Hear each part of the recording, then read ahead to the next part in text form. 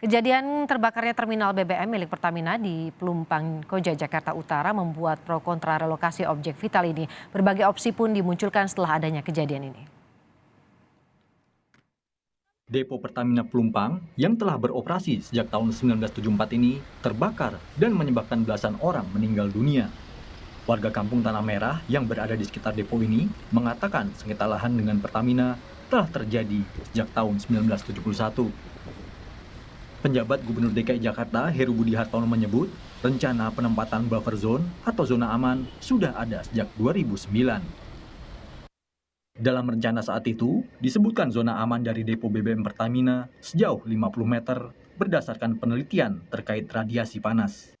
Ya, konsep 2009 itu kan sudah ada awalnya bersama Pemda, bersama pemerintah pusat, Pertamina, dari tembok yang ada buffer zone selebar 50 meter.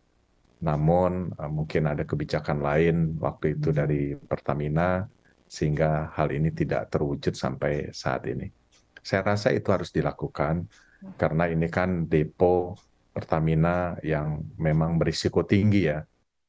Menteri BUMN Erick Thohir menyatakan depo Pertamina Pelumpang akan dipindah ke tanah Pelindo. Lahan akan siap dibangun akhir tahun 2024. Demi keamanan dan keselamatan masyarakat, akan dibuat buffer zone sejauh 50 meter dari pagar. Saat kejadian, permukiman warga sangat dekat dengan pagar depo hingga merenggut nyawa belasan orang. Bahwa kilang akan kita pindah ke tanah Pelindo. Ya, kilang akan pindah ke tanah Pelindo. Nah, kita sudah koordinasi dengan Pelindo, itu lahannya akan siap dibangun akhir 2024. Nah, pembangunan memerlukan waktu 2-2,5 tahun. Namun, menurut Menko Bidang Kemaritiman dan Investasi Luhut Binsar Panjaitan, bukan depo Pertamina yang harus dipindahkan, melainkan masyarakat yang harus direlokasi dari tempat itu. Pelumpang itu sudah dibuat di sana, ada daerah kosong atau bumper untuk buffer zone untuk tidak ada kejadian. Jangan ini yang disuruh pindah, orang yang tidak berhak di situ yang harus disuruh pindah. Jadi jangan dibalik-balik.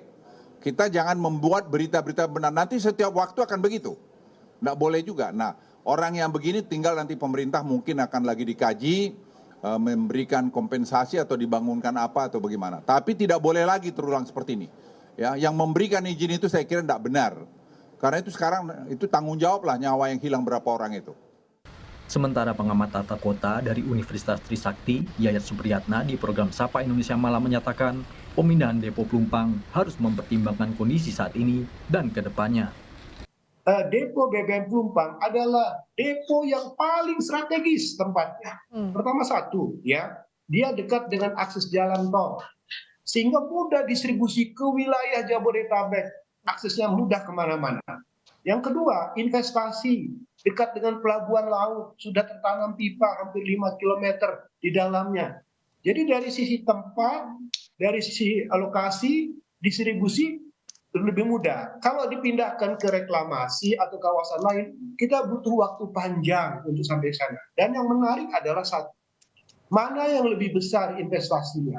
Menata merelokasi penduduk atau membangun kilang baru, depo baru. Kalau hitungan membangun depo baru itu lebih tinggi biayanya dibandingkan ini, ya mendingan kita tata kawasan itu dan menjadi role model untuk semua sentra-sentra vital negara.